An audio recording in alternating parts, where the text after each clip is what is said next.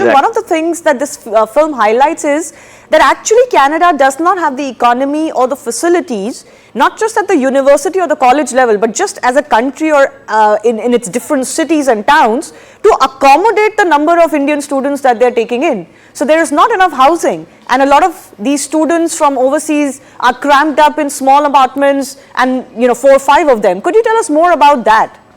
Canada is a country that has been experiencing stunted economic growth over the years, I think since 2015 or 16 or so. In fact, there's a very interesting statistic that we found that since 2016, the number of unemployed Canadians with a bachelor's degree or higher education has always exceeded the number of vacant positions. So there's always going to be a mismatch. There was no way that in the coming years this could have been sort of drastically met. Even more interesting is the fact the number of unemployed Canadian-born individuals, they far exceed the vacant jobs available at all education levels. So this is something that needs to be established, needs to be reiterated, needs to be reminded that perhaps there are not enough jobs.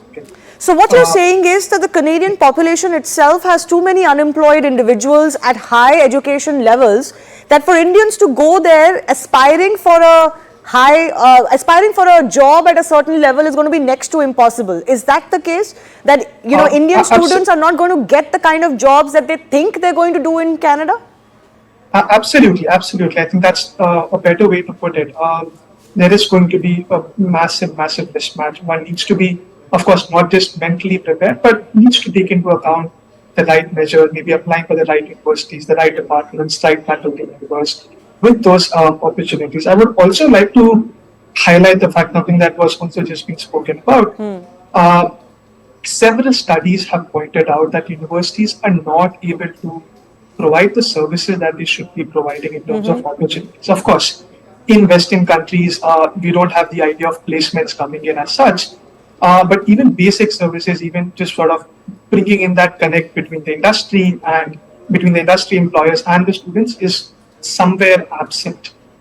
Just to give a basic example, in 2018-19 in British Columbia, universities and colleges had a surplus of $340 million just from international student fee tuitions. So you're getting a lot of money from one chunk of students, but you're not able to provide the services that these students want. Yeah, so and I think speaking of those services, one of the most shocking aspect that was shown in the documentary was actually Vrinda's case, where she mentioned that actually a lot of the Indian students were bunched up together and their classes were happening in a cinema theatre close by, because the university or the college where they were did not have the space to provide them appropriate classrooms. Let's just listen into Vrinda on that experience and more, why the Canadian experience turned out to be a bit of a dampener for her, and she actually left Canada and came back to India. Listen in. यहाँ पर मतलब हमें as a community side अलग करके रख देते हैं. For example, let me give you an example of what I am saying.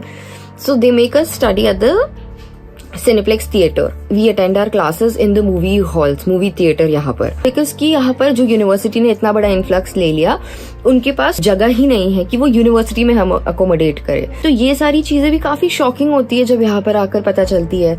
Once you get there and you are promised by your immigration consultant agents that you are going to get a field job in the field that you are going to be studying. So I took healthcare management because, as they say, that there is a demand of healthcare workers in the Canadian healthcare system. But once you get there and you realize that there is a lack of skilled jobs for the healthcare workers. When I say skilled jobs, I was studying healthcare management. So I wanted to get into the administration part of the healthcare sector. There are job levels of NOC A, B, C, and they're divided into the skill sets. So NOC C jobs are mostly the ones which you get in a healthcare setting, which is basically called a home healthcare worker or a patient sitter, which is almost equal to the job of a nanny, of a babysitter or of an elder sitter, a nanny's job.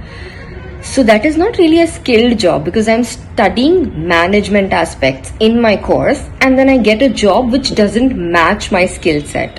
So that is also very disappointing because you're only stuck at a minimum wage job.